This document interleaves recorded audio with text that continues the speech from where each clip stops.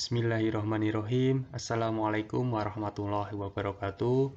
Perkenalkan, nama saya Dinasti Pudang Binuriang dari Program Studi Ilmu Keperawatan Universitas Muhammadiyah Yogyakarta.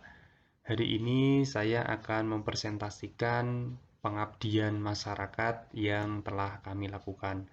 Adapun tim yang membersamai saya adalah Ibu Emma Waliyanti dari Program Studi Ilmu Keperawatan UMY dan Ibu Nurul Aisyah dari Fakultas Agama Islam UMY. Judul yang kami angkat adalah identifikasi penyakit tidak menular dengan pelayanan pos pembinaan terpadu penyakit tidak menular atau pos bindu PTM di Fakultas Agama Islam UMY. Ini adalah latar belakang yang kami angkat.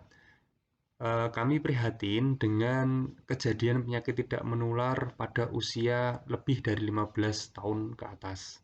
Ini data dari Diskesdas. Ada contoh, yang pertama kejadian diabetes mellitus atau penyakit darah tinggi. Ini terjadi peningkatan dari tahun 2013 ke tahun 2018, di mana 6,9% pada tahun 2013 meningkat menjadi 8,5% pada tahun 2018. Kemudian kejadian hipertensi atau darah tinggi pada usia lebih dari 18 tahun pada tahun 2013 terdapat 25,8% dan meningkat menjadi 34,1% pada tahun 2018. Nah, salah satu faktor penyebabnya karena masyarakat kerja belum mengetahui faktor resiko dari penyakit tidak menular. Belum adanya program khusus untuk mengatasi masalah penyakit tidak menular di tempat kerja. Nah, selain itu, para pekerja biasanya disibukkan dengan rutinitas pekerjaan, mulai dari hari Senin sampai dengan hari Sabtu, mereka biasanya bekerja, kemudian di hari Minggu mereka biasanya melakukan istirahat. Sedangkan banyak kegiatan-kegiatan yang ada di masyarakat, khususnya untuk kesehatan, mereka tidak bisa mengakses kegiatan-kegiatan tersebut. Nah, dengan kejadian ini, mereka jadi tidak pernah melakukan upaya untuk mengetahui faktor risiko apa saja penyakit yang ada dalam dirinya. Nah, metode yang kami gunakan yang pertama adalah melakukan identifikasi kelompok potensial yang dapat dijadikan kader di pos bindu PTM di FAI UMY. Siapa saja kadernya? Kader di sini terdiri dari dosen, tenaga kependidikan, dan mahasiswa. Kemudian setelah identifikasi kader terpilih, kami melakukan pelatihan kader pos bindu PTM di FAI UMY. Ini adalah dokumentasi kegiatan saat kami melakukan pelatihan kader.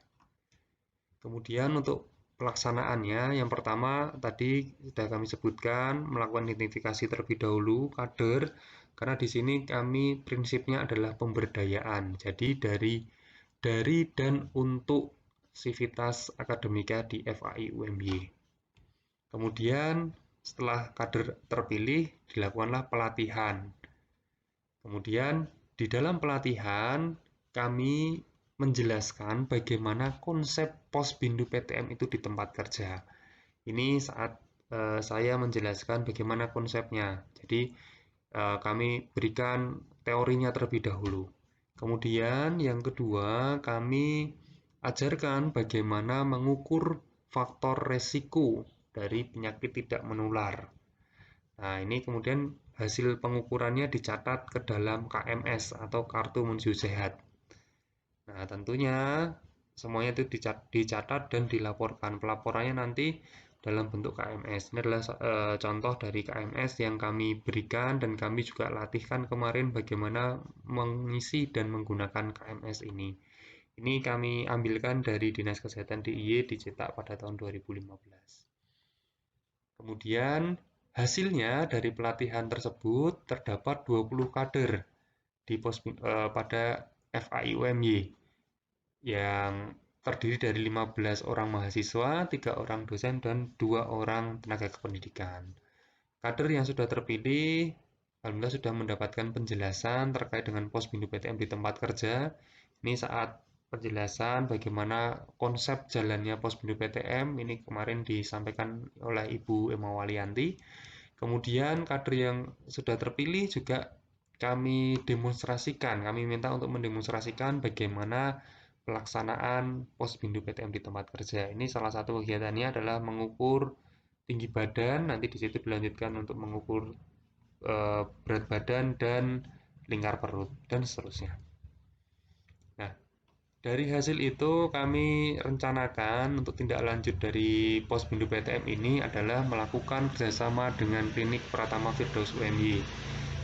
Yang kedua, melakukan launching Posbindu PTM di FAI karena pada saat pelaksanaan masih dalam masa pandemi sehingga kami belum bisa untuk melakukan launching, dan insya Allah juga kegiatannya akan berkesinambungan secara kontinu dilaksanakan di FAI UMY. Kemudian yang ketiga, melakukan sosialisasi kegiatan Posbindu PTM, baik di prodi ataupun di fakultas lain di lingkungan UMY.